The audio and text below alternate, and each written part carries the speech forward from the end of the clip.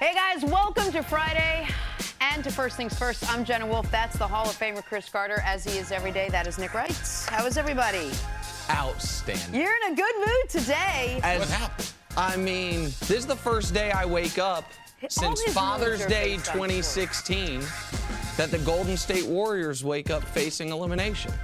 That's a good day for sports fans, man. CC. When Goliath is on the brink, unless you're from the Bay, there's no hateration here, no Queen Petties on the after show, no pettiness, just when you wake up in the morning and the most talented team in NBA history is on the brink of elimination. That puts you in a good mood. It's a good day. Either that or you wake up and you watch First Things First, and Jenna Wolf has the hottest dress on anyone in television will ever have on. Thank you. Okay? You guys are very kind and very sweet. You got that right. Let's go. Jenna Wolf, let's go. Let's go, Jenna. Awesome. Wow. A lot of moisturizing cream on today. If I told you that neither James Harden nor Chris Paul were outstanding in a pivotal Game 5 against the Golden State Warriors, would you still take the Rockets? Well, you should have. Just like in Game 4, this one came down to the wire, and the Warriors had the ball with a chance to win, but could not. Rockets turn around, pull this one out. They get a big win last night. 98-94 was your final. However, in the process, they might have lost Chris Paul. He had to leave the game with a hamstring injury. Could be a factor later in the game. We will get to all of it, but first, here's James Harden after the game. Can't explain it. We just can't talk about it. We just go out there and show it. You know, we don't. You know, we've been having that motto all year. We don't really talk a lot. we go out there and play hard and prove people wrong. I mean, that's all we can do up to this point as well. You know, Game 6, we know the atmosphere. We know how crazy it's going to be. We know what's at stake. But, you know, we're going to go out there and just go and shoot our shots. And if they fall, they fall. That's a bonus. But defensively, if we lock in like we've been doing, yeah, we got a chance. And a lot of James Harden's shots didn't fall last night. And when a reporter asked him about it, he said, hey, who cares? We won. That's all that really matters. CeCe, how are they able to do it? How did the Rockets beat the Warriors in Game 5?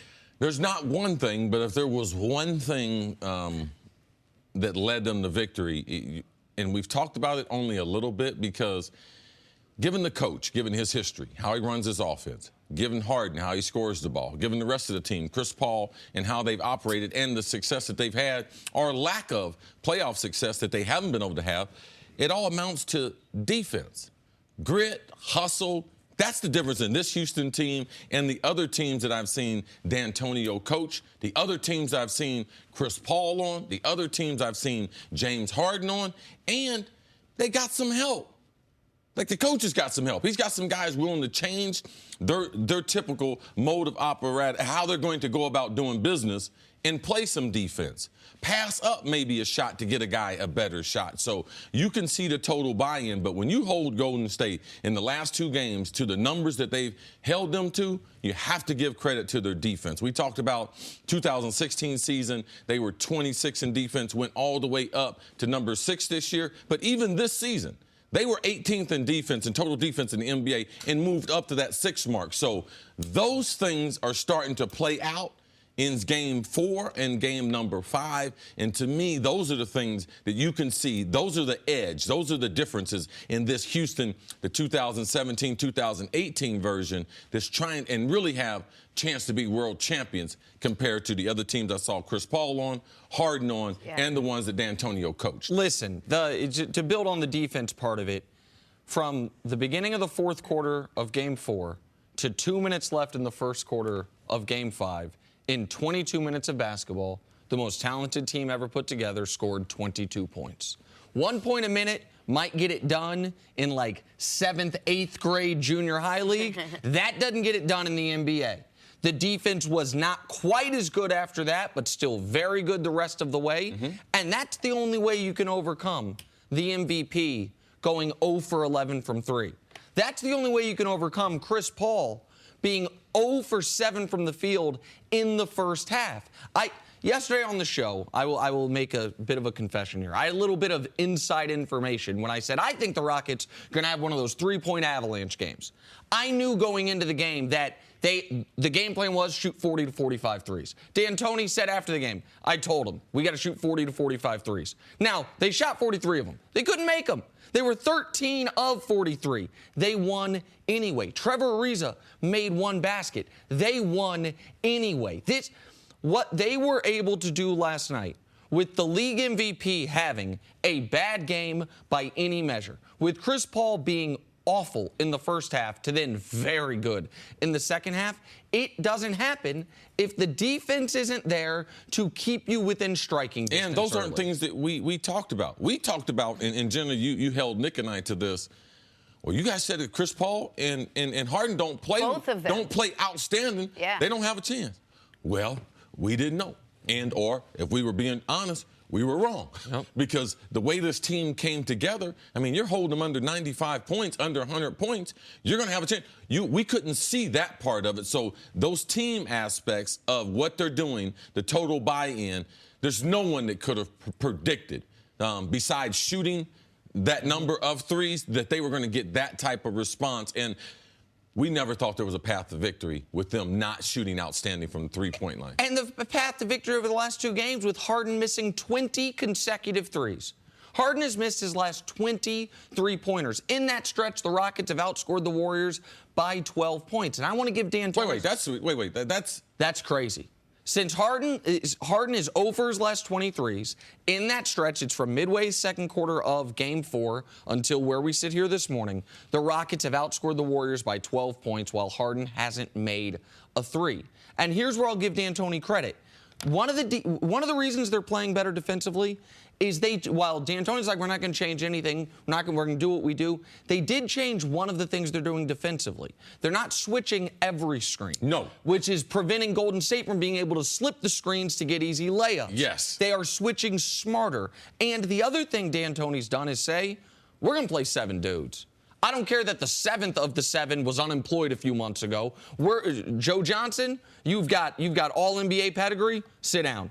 Ryan Anderson, you're making $21 million a year. Sit down. Luke Sharma-Bahamute, you've been excellent for us all year. You're injured. You're not yourself. Sit down. We're rolling with our 7 guys, and we're good with it.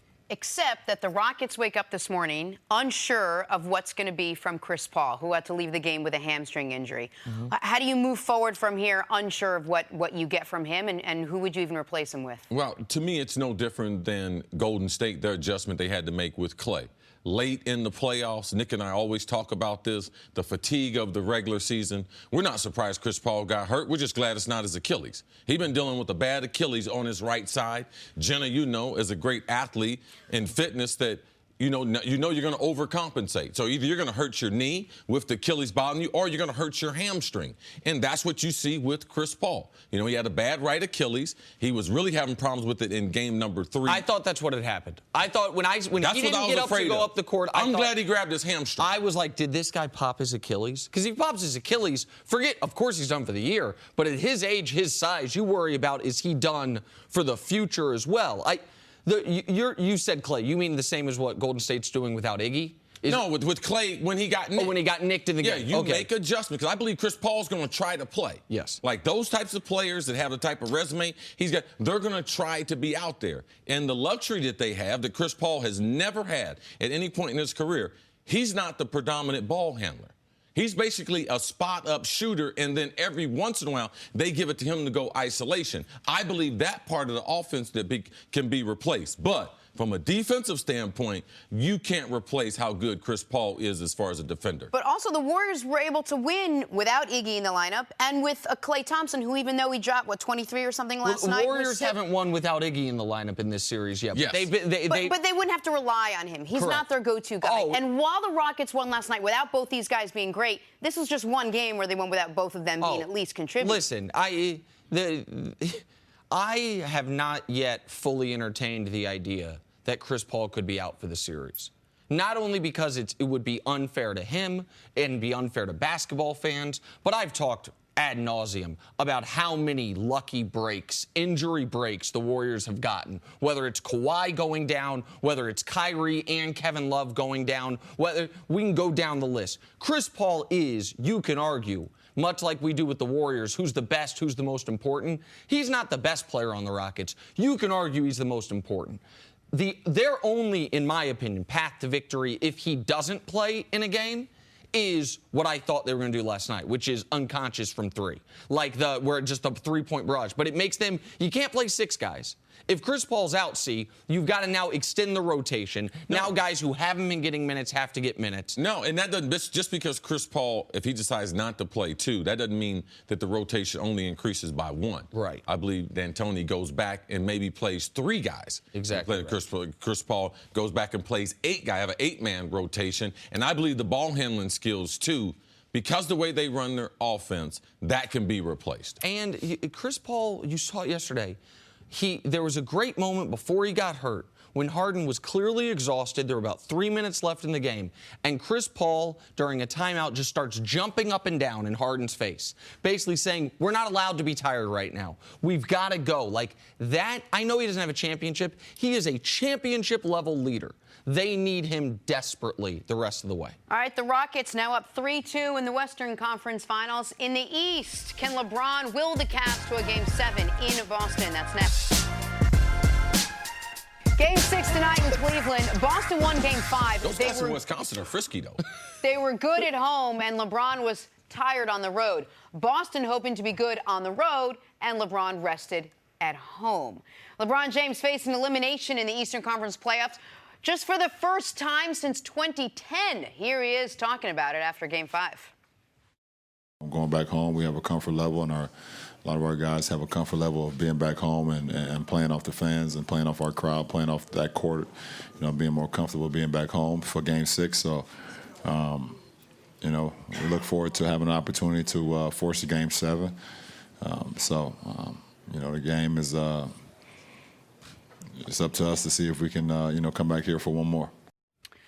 All right, Nick, besides LeBron James putting up 100 points on his own, what do the Cavs need to do to win this game? Well, I reject the premise of the question, besides the LeBron James part of it. This is statistically speaking, the greatest elimination game player in the history of the sport. Nobody's ever averaged more points per game in elimination games. We talked about it going into Game 7 against Indiana, how since he walked off the court against Dallas, the lowest moment of his career, he has faced elimination 13 times. He's 10-3 in those games. He's scored at least 12 times. The one time he didn't was a Game 7 of the finals triple-double. By the way, that stretch started in a Game 6 in Boston in 2012. Arguably the most important game of LeBron's career is 45, 15, and 5. So Game 7, I believe the Cavs will need more of a collaborative effort because it will be in Boston. Game 6, LeBron can win this game by himself. LeBron can go out and beat Boston at home by himself, and that's about what I expect to see. I expect you to say that, but if that happens, because I saw in game number 2, LeBron had a type of performance that would beat a normal team. They didn't do it. This Celtics team, not as talented. They're two superstars, well documented, not there. But as a team, this is a team that can't be beat by one player. All right? And that's what I believe. All right? We're going to come on this show on Monday, and people are going to be shocked. LeBron James not going to be in the playoffs. What are we going to do? Because I don't believe that this unit, that not only can they win a game in Boston, but I wouldn't be shocked that Boston won game number 6 in Cleveland. Like, based on the way the team has played, the younger players adjusted in game number 4, and the way they played the second quarter, third quarter, and the fourth quarter, and the way they went back to game number 5 and held their business in Boston, I wouldn't be shocked at all if Boston won tonight in Cleveland. I agree with you that you can't just say LeBron will be enough for them to win a game in Boston, because you're right. We saw game 2 in Boston. LeBron played brilliantly, a 40-point triple-double, and they lost. But we can show the audience the home-road discrepancy. But this is two different teams now. Like, Boston is a great team at home, and they have been bad on the road. Is one great player enough to beat them on the road? I mean, I've seen it happen in this postseason already. I saw Giannis do it. I saw LeBron do it twice already. Go ahead. Who has more support, Giannis or LeBron?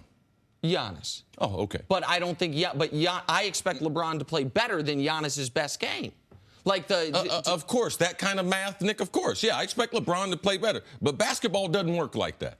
All right? The backcourt of the Cavaliers has been horrible. And there's no number that we can pull. Dusty, get me a stat that's going to tell me JR's going to play better, that they're going to play. There is no stat. So you know what we are back to now? We're back to where we were at the Pacers series. Man, we just believe in LeBron. It's just blind faith. But what if that doesn't work?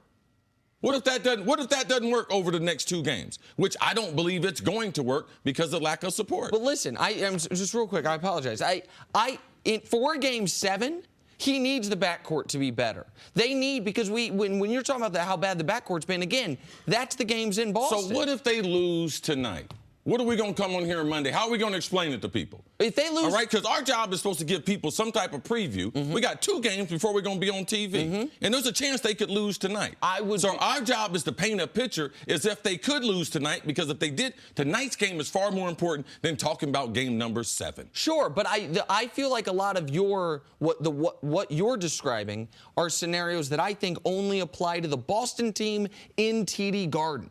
The Boston backcourt has not been better than the Cavs backcourt. Oh, okay. Well, Cleveland. let's just do the stats of the backcourt at home. How great they've been. What? They haven't been good. All right? They've been better. The Cavs backcourt. Sure, they've been better at home. They played into about a draw, right? They still have been below the NBA average. Oh, of course. That's all I'm saying. I agree with that. And if you're saying, what are we going to do? Like, how am I going to explain it if the Cavs lose it tonight? Listen, I have to own it. I will have been wrong about this from the beginning. But I do not think that when the other team doesn't have an established superstar, no matter how good the supporting cast is, no matter how bad Cleveland's supporting cast is, that Cleveland's going to lose a home elimination game in the Eastern Conference. I don't believe that. Question. You rejected my question and my premise that LeBron needs to score 100 points and not rely on anything else. I almost reject yours a little, that he could single-handedly go out and win this game. Ty Lue didn't know really how to manage the last game because he didn't know who to rely on. How does he make adjustments now for this game, not knowing, is he going to play Kyle Korver? Is he going to keep the same backcourt? Do you rely on J.R. Smith? I mean, how do you answer those questions? You bring up a good point, Jenna. In an elimination game, how patient can I be with guys I've depended on? Absolutely. It's legitimate. Everyone should be asking themselves that question. How long can they stay? Do they go with Jetty Osman? You know, do they give him some minutes? Like, there's so many questions surrounding the Cavs that are legitimate. He made a huge mistake in game number 5. With all right, Kyle as far as Kyle, the number of minutes he played, worrying about the Celtics rotation compared to doing what they do best, and that's put the best shooters on the court. So all those things are on board. What I just try to do, Jenna, is give people a picture of the scenarios of what can happen. And in this game tonight, it's not like Vegas thinks this is one lopsided game. Cleveland is going to win. If they don't win tonight, I just try to give people things they should look at for the upset. Right, and I just the upset would be the most shocking result of the NBA playoffs thus far. Okay. It would be more shocking than Toronto. But we would at least have our fan base prepared for that. Okay, well that's your job then. That's what I'm doing. That's fine. The point you're making about, listen, Clarkson, maybe he shouldn't be in the rotation. Ty Lue making adjustments. All those things are applicable for Sunday. For tonight, I don't think the game will be close, and I think it will be because of that guy. I guess we'll see. We'll see in about 13 hours. All right, that's the story there. We'll go back to the Western Conference Finals on the other side. Coming up, who is to blame for the Warriors now being down 3-2 in that series to the Houston Rockets? Next, this is First Things First. Rockets won Game 5, but may have lost Chris Paul in the process of winning Game 5. Injured his hamstring in the final minute, had to leave the court. His status for Game 6 is unknown. Chris, do the Rockets have any chance if CP3 can't go? Absolutely. They're the best team in basketball and have been over this course of not a month, not 2 months, but the course of the NBA season. Yes, they do. Can they win one game as an organization without Chris Paul? I do believe they can, because they're not using their bench now. They do have 3 players I do believe will get in that rotation. Last year, Western Conference semifinals, Kawhi Leonard gets dinged at the end of Game 5, a game the Spurs win. He is then not in Game 6 against the Rockets. Rockets should win it. The Spurs end up winning that game to go on to the Western Conference Finals. I say that to say this. You can win one game. Like, if this was the beginning of the series, you got no shot of winning a series without Chris Paul. You can win one game without Chris Paul. And he still might play. We don't know yet. All right, moving on to the Knicks. We finally heard from the Unicorn about his new head coach. Kristaps Porzingis expressed his excitement over hiring David Fizdale. He tweeted, "Just had a great conversation on the phone with Coach Fizz. Man, I'm excited. Let's go." CC, how do you expect Fizz to do in New York? I expect Fizz to do well. I'm pulling for Fizz. I'm a fan of the way he coaches the game from his days in Miami, where I was a season ticket holder with LeBron there. And it's nice to see that his excitement, he does have that type of personality that is infectious. I can see Kristaps getting off the phone being like, okay, never met the guy. I like this guy. He has that type of approach and that type of a demanding personality. Most important job for the new Knicks head coach, whoever it was going to be, to have a good relationship with the franchise. That's Kristaps Porzingis. There were reports this week they almost traded him to Phoenix. We know Phil Jackson never had a good relationship with him in the front office. That's now solved, it would appear. This is very, very important and a great first win for David Fizdale. Absolutely. And you need to have a relationship with Kristaps' brother, too. I feel like he's got a role in the process. Right. You might hear about him later on. The All-NBA teams were announced yesterday. Damian Lillard was named first-team guard alongside the assumed MVP, James Harden. Nick, should Lillard have made first-team NBA? Absolutely. This is a great accomplishment for him. Steph Curry had the stats to do it, but only played 50 games. CP3 didn't make any of the teams because of games missed. Kyrie, same situation. Lillard played the full season, got his team to the 3 seed, was excellent. It's a regular season award. He 100% deserved it. Yeah, this is not some type of reward they're going to give you for having a good season 2 seasons ago, or they're going to make up for something. You have to earn yourself on All-NBA first team. One of the great honors to have in the NBA, man, you're talking about hard to make it. There's only one point guard spot. Man, he earned it. He really did earn it this year. In a time in basketball, we have a lot of great point guards. That's a good point. All right, finally, another career accomplishment for LeBron James. He was named to first-team All-NBA for the 12th time. He passed Kobe Bryant and Karl Malone for the most selections in NBA history. How impressive is this accomplishment for LeBron, Nick? So this is the All-NBA team is very important when you're evaluating guys historically and career-wise. And the forward spot, because the way it works is there's 2 guards, 2 forwards, 1 center. So since LeBron's come into the league, the people he's been competing with for one of those 2 first-team spots are Tim Duncan, Kevin Garnett, Dirk Nowitzki, Kevin Durant, Kawhi Leonard as of late. That for 12 years, 12 of LeBron's 15 years, he's been one of the 2 best players at the deepest position in the league. To me, it's remarkable. And LeBron now has more first-team All-NBA selections than Jordan had complete years in Chicago. That's not a LeBron's greater than Jordan thing. That's think of how many memories you have for Jordan's time in Chicago. His entirety there of complete seasons, he played 11 full years there. LeBron's been one of the best forwards in the league 12 times. He has a second and a third team as well, or 2 second teams as well. So 14 of his 15 years, he's been on a All-NBA team. Yeah, it's very, very important. And for those who are LeBron historians or fans of LeBron, this will be one of the topics they'll be able to go to if they're trying to make an honest comparison between LeBron and the other great players, most notably Michael Jordan. And this difference right here in how long he could stay in his prime, how long could he stay as one of the best players in the NBA, that's going to be one of the message points if he's ever going to catch up with Jordan or ever go beyond Michael Jordan. It's, man, NBA, first team, 12 years.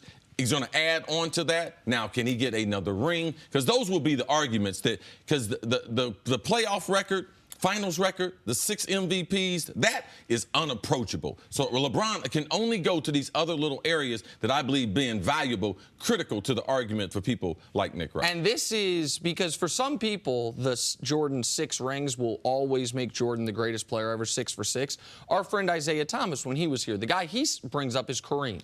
Like the LeBron-Kareem totality of their careers, that's where this is most applicable. When you look at how long Kareem was great, how long he extended his prime, that's the territory LeBron was approaching and is now, I don't know if he's quite surpassed the length of Kareem's prime, but he's neck and neck with him and doesn't appear to be slowing down. So impressive. All right, back to the only basketball game that mattered last night. Only the basketball game, also the only basketball game that was even played. Rockets beat the Warriors. Stop, Nick. Rockets beat the Warriors in an ugly game, but it was a pivotal one. They now take a 3-2 series lead. The Warriors have now dropped 2 playoff games in a row. They haven't done that since the 2016 finals. However, as expected, Steve Kerr says he's not worried heading into Game 6. I feel great about where we are right now. And that may sound crazy, but I feel it. I know exactly what I'm seeing out there.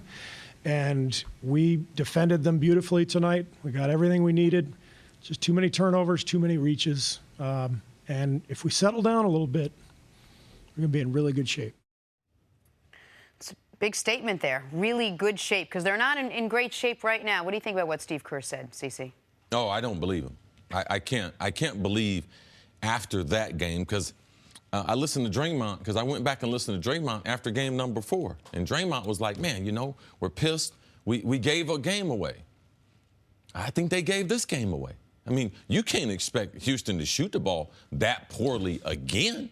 You can't expect Chris Paul to be out of the game in the most critical time again. Like, you can't expect that, like, in Houston. Like, if there was a Game 7, and you say, hey, Steve Kerr, you have the same scenario again. He'd be like, yeah, absolutely. Sign me up for that. But that would be after they had won game number 6, not knowing where Iggy's going to be back. So, no, I don't believe him. Now, this is the first time, Nick, that they've been down the series since when? First time they've been trailing in a series since before they got Durant, when they were down 3-1 to OKC and then down 3-2 to OKC. Yeah, like, and the reason why I know, Jenna, because I work with a guy. Oh, shit, I ain't worried. Shaking his feet like the duck on the pond. Right. Them feet up under. LeBron. No, Steve Kerr, he should be concerned. This is the best team that he's faced in this run that they've been on. This is the only team that had home court advantage against them. And do they have the matchups? Do they have the firepower? No, they can't outshoot Houston. This is the first time they faced anyone this run that'd be like, man, we can't outshoot them. There got to be some other ways that we got to try to beat them. In the last 2 games, they had a chance to win. But their inability to run their offense in the last minute of the game, I mean, there you it's go. shocking. There you go. James Harden drove to the basket, kicked it to Eric Gordon to hit a 3 with 1:20 left. That put Houston up by 4 points. That was also the last basket Houston made. 1:20 left. Houston's done making baskets. Houston's done scoring, except for in foul situations where the Warriors are fouling to stop the clock. Go ahead. And in a lot of playoff situations, championship situations, that's all the field goals you get. It's normally a free throw shooting contest after that. So that's a typical situation they were in when he hits that. So Houston doesn't make another basket. The rest of the way, let's look at what Golden State runs, who gets the shots, and who is not involved. Draymond gets a 3. Great make by him. Quinn Cook takes their most important shot of the season with Steph running wide open. That ain't great. Steph Curry misses a very tough layup. And then the final possession of the game, you're kicking it up to Draymond. Let's show this again. Kevin Durant, is he standing out of bounds? You're going to see someone fly into the screen at the end here. It's not Kevin Durant. He never comes into the frame. See, you told me that Kevin Durant knew he made a mistake at the end of Game 4. Absolutely. That he said, I knew I should have taken that shot. Well, he couldn't have scripted a better opportunity to make up for it than at the end of game number 5. 4 possessions. Draymond gets a 3, and credit Draymond, who is never afraid of anything, going back to Game 7 against the Cavs when Draymond had a brilliant basketball game. Draymond takes a shot. Quinn Cook, who was in the G League. He was so wide open, he had enough time to take a dribble. Yeah, I mean, he fumbled the ball. He couldn't believe it. The next possession down, Steph, I'll give Steph credit. Steph attacked the basket. Really tough shot, but at least he was in attack mode. And then that last play, when you have to, you know the Rockets have a foul to give, so there's a little, you can't quite do the easy math. They screwed up the rebound, so they couldn't advance it to midcourt. But KD's not involved. What was KD, if Draymond doesn't turn the ball over, I'm just curious, what's KD's plan 46 feet from the basket with 1 foot out of bounds with 4 seconds left? Every coach I ever had said, hey, man, you got a guy next to you? Uncover. Go to an open area. Try to create some space for yourself. He didn't move. Was Quinn Cook the plan ever drawn? Was it ever drawn up that Quinn Cook was going to get the ball and take the shot? This is the second straight game that ended like this. The last game that came down to the wire we talked about it, and CC, you were surprised. You're like, I'm surprised there wasn't a better play drawn up or any semblance of a play. It looked like everybody was a mess. It kind of appeared that it was this way, too. Absolutely, Jenna. It's a great observation. And no, they didn't draw up anything. Well, Chris, how you know that? The reason why? Because they hadn't played one single minute with that lineup that they had with Quinn Cook in the game all season. We're at game, 96 in the season? Now, let me say this. That's remarkable. That was the first minute. I hadn't seen that. That was the first minute they had played with that 5-man lineup. Yes. I guess it makes sense because Cook was brought up when Steph was hurt, so why would he be out there in those spots? Yeah, so Jim, to your question, there's no way they called up a play because Steve Kerr had never anticipated that lineup being in the game. And the way the dysfunction, the lack of spacing, the lack of movement lets you know they didn't have a great concept for what they're going to do. So in the last 2 games, if I'm Steve Kerr, the reason why I'm concerned is I know I've crushed this NBA the last 4 years. I know I've only won 2 of the championships. I gave one away, up 3-1. But these closeout situations, how to close out games, you know something? We're not real good at that. Well, you know why? You've been so dominant. You got such an access of shooters and scorers and great players that's a part of the game that you're not really, really good at. Who's going to shoot the ball at the end of the game? The last time I remember, there's 2 times that stick out in my mind of the Warriors in a theoretical big game or a definite big game, and they had the play you remember. One is obviously Kevin Durant last year coming up court after the Korver missed at the 3 on LeBron. And the one prior to that was Steph from like 38 feet in the game against Oklahoma City, the 73-win year in overtime. If you remember, that game was on a Friday night. It was in overtime. He pulls up from almost 40, and they're not in these spots a lot, so they don't have a lot of experience in these spots. But Kevin Durant in these fourth quarters now, this is going to be a thing. You can't be 1 for 5 in game 4 in the fourth quarter, and in game 5 in the fourth quarter, 0 for 4. You can't be shooting 18% and 12% from 3 and averaging 3 points in the fourth quarter when in the first 3 quarters you look like the most unstoppable scorer in the league, and when fatigue is not really an excuse here because he is getting rested. He is getting subbed out. He's not playing 44 minutes a night. Like, game 4 was the only game where he played plus 40 minutes in this entire series. But for this whole team, what percentage of the season have they really only had to turn it on the first or the second or the third quarter? No. There are so few times where they've had to really, come from behind and play hard in the fourth quarter and try to win a game in the last minute. And, Jenna, that's why I believe that this team is not as prepared as the first Golden State team before they had KD, when they were trying to win as many games as possible, where winning was important to them. The regular season was paramount to them. Now, we saw them sleepwalk through the regular season, and now you start getting in close and contested series and games. You can see that this is something they haven't worked on an awful lot. And this is why, at the beginning of the show, as petty or maybe even unprofessional as some would see it seemed for me to be happy the Rockets won. It is good for basketball fans for the regular season to matter. And if Houston wins this series, then it matters. The regular season will have mattered. The Warriors just saying we're going to flip a switch. We don't care about home court. We don't care about any of this. It will bite them. It will have bitten them if they lose the series. Now, they haven't lost this series yet. Still got to beat them one more time. But that's why as a basketball fan, it's easy to. I know a lot of people that don't like the way the Rockets play, don't like James Harden. They think CP3 is. They've never liked him. They don't like D'Antoni's style, and they're rooting for Houston because it will make the regular season feel like it's not nonsense, like it actually has some impact. And we saw that the way Game 4 ended was a mental blow for the Warriors. Let's see if the way Game 5 ended will be as well. All right, coming up, who'll step up for the Dallas Cowboys next year? Let's switch gears, talk some football on the other side. First things first.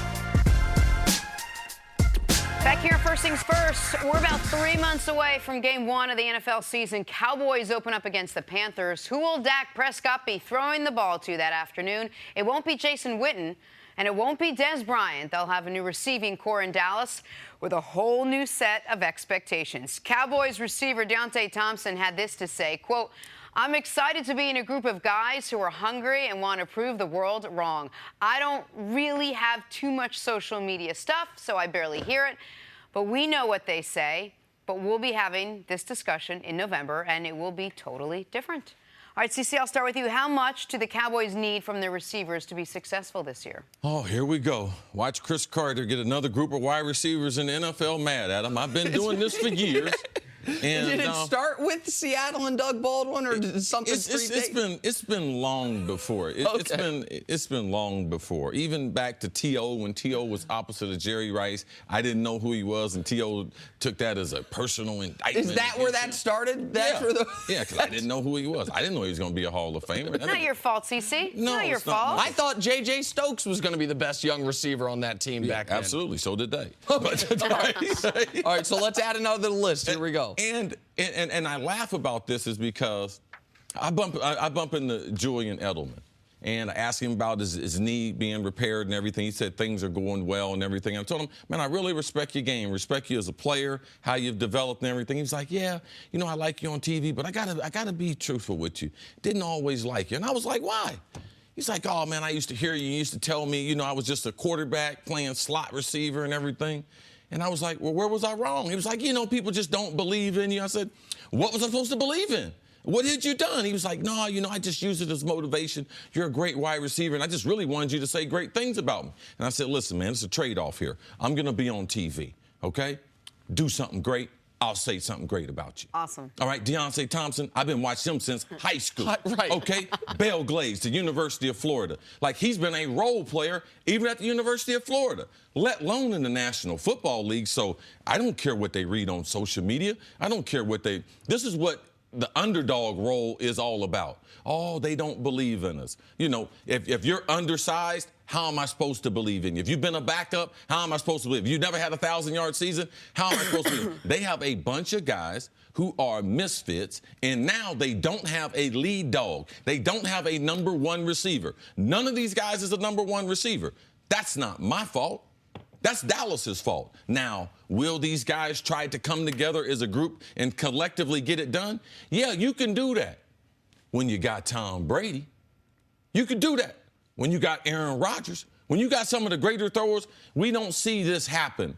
Unnamed guys being able to duplicate productivity that we see with big name guys. In that unit. No. Only when you have one of the top 5 passers in the league do we see you able to get away with that. Listen, I think you're being a little unfair, Deontay Thompson. 77 catches, 1,032 yards. Oh, that's not last year. That's his 6-year career. My bad. No, you're being totally so it's my fault. yeah, you're right. Listen, you're totally correct that sometimes out of nowhere, oh, my God, Julius Thomas. Nobody knew about him. He's one of the best tight ends in football. Oh, that's when he was paired up with Peyton Manning. Wes Welker. The Dolphins didn't even want him. And now he's has 4 straight amazing seasons. Oh, he was paired up with Tom Brady and then Peyton Manning. There are guys that you can come out of nowhere and all of a sudden you only ask them to do what they're best at. They are always put in a position to succeed. Something you taught me that I love. The ball speaks to them. Yes. So wherever the ball is passed, this is an important note for whether you're talking about Cole Beasley or Terrence Williams or Allen Hurns, a benefit I don't think any of these guys have really ever had in their career, and I don't know that they'll have this year with Dak, which is when you are playing with a great quarterback and a ball is thrown to a certain place, what it tells you, as opposed to when you're not playing with a great quarterback and the ball might be thrown to a certain place because he was off. Explain what the ball speaking to you means, because that's one of the reasons these under-skilled guys can turn into the best versions of themselves. Right. The ball speaks to them and makes them better because it lets them know what the coverage is, and it lets them know where the other defenders on the field are. Say you have a shallow cross. You have a guy in your face, man-to-man. You go up underneath him. The quarterback throws the ball in front of you. You think it's man-to-man, but the guy could have jammed you and dropped off, all right? But the quarterback throwing it in front of you, he lets you know there's green grass in front of you. It's probably going to be man-to-man. If the quarterback throws the ball at your back shoulder, it's like, watch out, man. You got heavy artillery in front of you. Slow yourself down and go back the other way. So a great quarterback, it does help unknown. It does help guys who have been number 3s, number 4 receivers trying to come together. And I've only been wrong about this one time, and that was the Seattle Seahawks. And that was because of Doug Baldwin. Doug Baldwin made me wrong. I said they were just ordinary guys. They were just role players. But Doug Baldwin stepped up his game. Now, as a group, They were very effective as a group, being on a running team, a lot like Dallas, with a young quarterback. They proved me to be wrong. And Doug Baldwin knows it. I apologize to him. Doug Baldwin went on to become a Pro Bowl receiver. Right. Which one of these guys is going to step up and be the Doug Baldwin to make me wrong? So there's two ways that can work in Dallas. One, if they succeed as the underdog receiving corps and somehow a bunch of no-names are going to come together and become this unit that no one expected. Or two, Dak Prescott has to come out and have a lights-out year in year 3. Do we expect that to happen? Well, to the Doug Baldwin thing, just quickly, he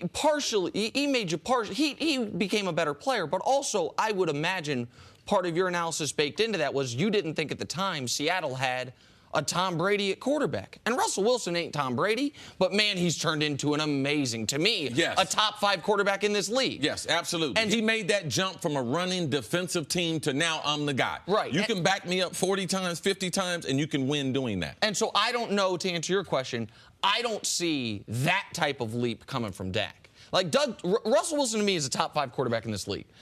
Right now, Dak's fighting to become a top 15 quarterback in this league. It's an enormous jump to go from there to there because even Russell Wilson's first year, second year, third year, you could see some flashes of it. The reason this is going to be so hard for Dallas is you talk all the time about every number 2 wants to be a number 1. Every number 3 wants to be a number 2. Yes. I look at Dallas. I think Allen Hurns a legitimate number 2 receiver. Yes. He's going to have to be their number 1. Everyone else on this team is a 4, right? Like, their number 2 is going to have to be their number 1. And Cole Beasley is an excellent 4th receiver. You can deal with him as your 3rd receiver. Terrence Williams, be an excellent 4th receiver. He can be a 3rd receiver. Yeah, you can't have him as no damn designated driver, though. No, you can't have that. That's a fair point. I didn't expect that one. Deontay Thompson has been a 6th receiver. Barely make an NFL roster. But if you add all those up, what number do you get? Oh, that's not quite how that math works. Oh, okay. So, That's not how it works? Okay, I wasn't sure. So what's the Okay. path? So what is the path to the Cowboys in your eyes having a great offense? They have to be outstanding running the football. They have to be outstanding from a turnover standpoint. They have to be amazing defense, winning the turnover margin. And this is what this wide receiver group, what they want to be. They want to be dependable. They want to generate first downs and generate big plays and touchdowns in the red zone. All right, now, if I can get 2 out of those 3, if they can be very, very dependable, moving the chains on 3rd down, and if they can either be great with the deep ball, I'm talking about passes over 20-yard, explosive passes, which they haven't been good at, or just be outstanding in the red zone. That's what the Dallas Cowboys needs from this wide receiving core. And of all those things, the running game we know is probably locked in, and maybe the defense is. So there's a lot of questions still to be answered in Dallas. All right, we'll take a break. Coming up, Chris Broussard joins us to discuss how the Rockets were able to take down the Warriors next on First Things First. Welcome back to First Things First. Yet another Chris is with us. Chris Broussard joins the conversation. Chris. Oh, good to see you, brother. What a game last night. You can't say it didn't surprise you. Just a little bit? Were you a little bit It was surprised? just, I don't know if surprise is the right word. Yeah, it was just I thought it was a great game. A lot of people complaining, saying it wasn't well played. It was playoff basketball. It wasn't well broadcasted. It wasn't commentated. It was a great basketball. I thought it was a great game. It reminded me, just quickly, it was better played than these games, but it reminded me of when I used to cover the Knicks and the Heat series. In the 90s? That were terrible basketball games, but with 2 minutes left, it was always within the balance. That's so what it made it exciting. exciting. Nick, that I've seen with the NBA and critical sporting events that at the most critical time, it's almost impossible to play great because of the stakes, because of the pressure, because of the defense. Yes. So I don't expect that, even though I thought the game was a great game, aesthetically to the viewers, sometimes people look at it and be like, it could have been a better game. So let me just at least set the table. Rockets go ahead and take a 3-2 series lead over the Warriors. 98-94 was your final. I think some people thought it was ugly. It was a little low scoring. The first quarter, shots weren't going in. Both Harden and CP3 struggled early on, and then the Warriors struggled late. But all that, how were the Rockets, Chris, able to beat the Warriors last night? How do you break it down? When your top 2 players shoot 11 for 40, when you shoot 37% as a team and win against a great offensive team, there's only one explanation: defense. And what has happened, you never thought you'd say that about Mike D'Antoni, coach team. I know he's got Jeff Bzdelik as kind of his defensive coordinator, but give D'Antoni credit for setting that up, okay, and letting Bzdelik do his thing. But what they have done is, I've said it before, they have baited, switching everything. They've baited Golden State to playing ISO basketball. Golden State, we know they've talked about passes. They are very, they're adamant about the number of passes they get per game. They are throwing 58 fewer passes per game in this series than they did in the regular season and the first 2 rounds. They are going ISO almost 3 times as much as they did in the first 2 rounds in the regular season. Yep. Their assists, they led the league with assists, almost 30 a game, which is ridiculous. And now they had 14 in game 4, 18 last night.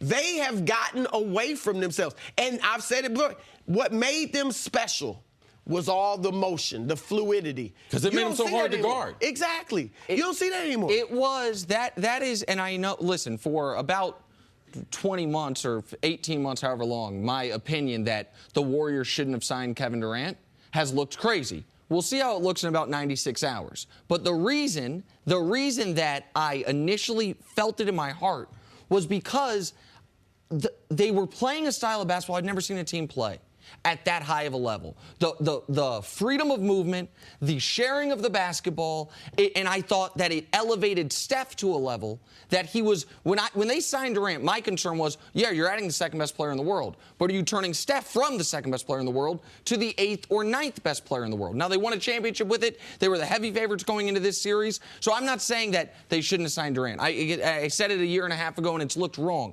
The point that I'm making is they haven't looked like the Warriors this series. They just flatly, offensively, have looked like a lot of really great teams have looked. We got a bunch of good players. We're going to go in ISO. They haven't looked like the team that was a force of nature offensively. What it looks like is that Steph and Clay and the rest of their great players are just deferring to Durant. I mean, how many times are they coming by half court and just giving it to Kevin and then running away and expecting him to do something? So your point is well taken. Yeah, I love the fact that you brought out with the passes, because we had looked at a couple games and they had been down 50 passes in a game or two. But now, over the collection of 5 games, that's 200 passes over the course of the series. That's a lot less motion. It's easier to defend, and it doesn't play to their strong suit. We talked about in the segment before about Golden State with the lack of continuity playing with the guys they're playing with.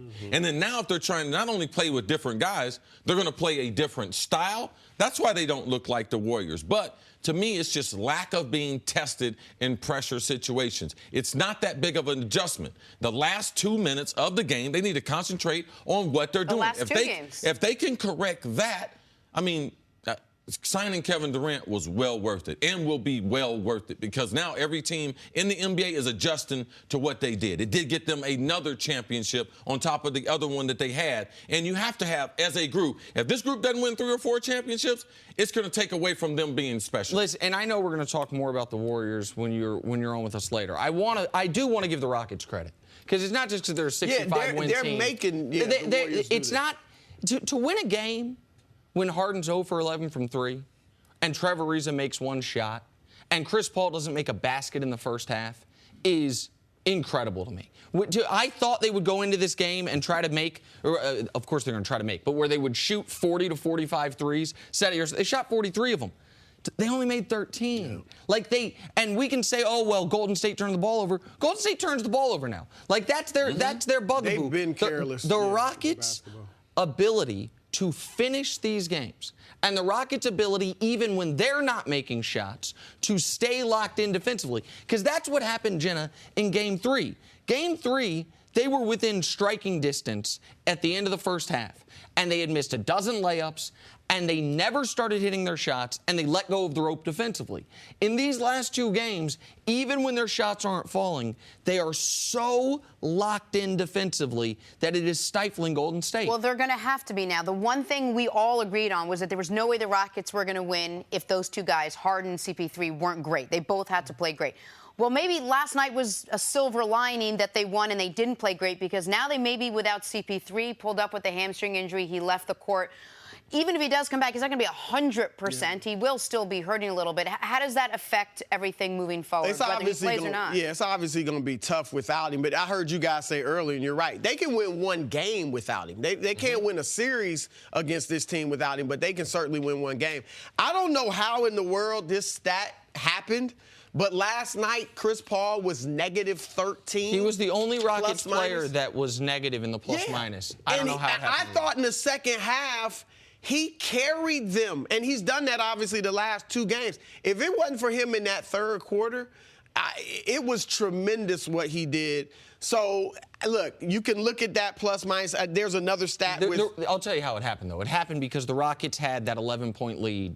He comes back in the game, and in the first quarter, and while they lose it over the course of the end of the first quarter, beginning of the second quarter, he's on the court when the Warriors went on their one run. That's why he ended up being negative for the game. What happens if he can't play? Well, one of the challenges is this.